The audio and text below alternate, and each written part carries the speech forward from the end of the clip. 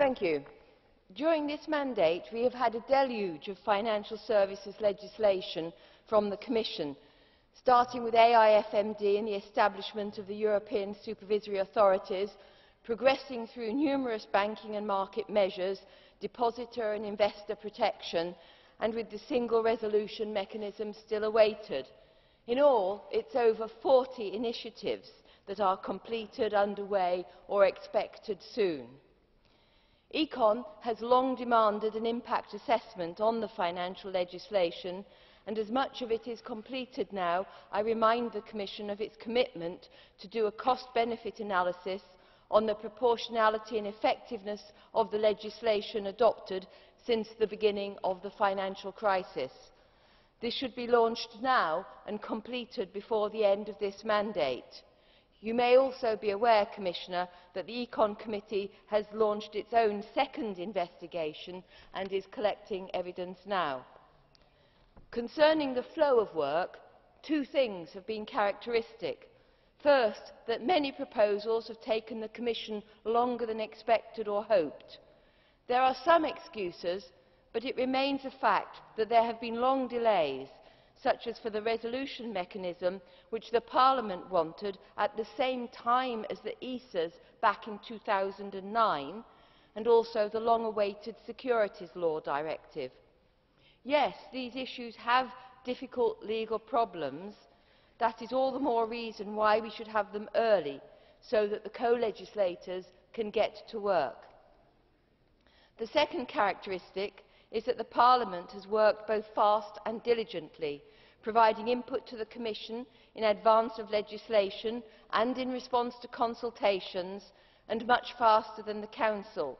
So now there is a backlog with important proposals that stand little chance of getting to trialogue.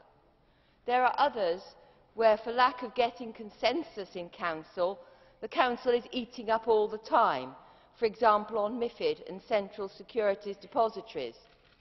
Harry Potter may have to battle Death Eaters. Here in the Parliament we seem to have to battle Time Eaters in the Council. So we urge Council now to make necessary progress so that trialogues can begin. And I give advance warning to look at the Parliament positions, because we will not be yielding to the often played line that it's a delicate balance in Council. Indeed, the more we are disappointed by proposals being stuck in Council, the more we will be determined to press our points in those that do reach trialogue. In our Econ coordinators meeting yesterday, it was agreed that there would be no wind down or slackening despite forthcoming elections. We will continue to work on all the dossiers as they come along, in addition to completing first readings on all the proposals that are currently on the table. I do understand prioritisation, and that doing a little bit of everything and completing nothing is not the thing to do in this latter part of the mandate. But we do expect redoubled efforts from Council on pending proposals to get as many as possible agreed before the end of the current Parliament's term.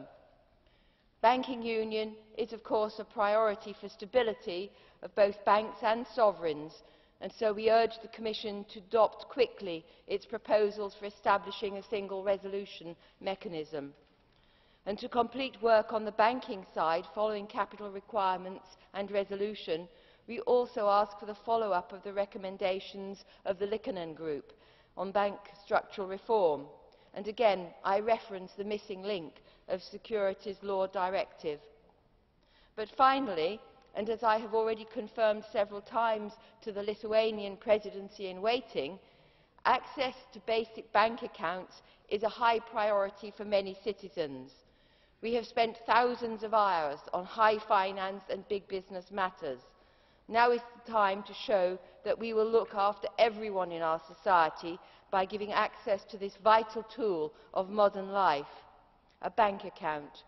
It would be reprehensible for Council to push that to one side as less important. It must be done. Thank you.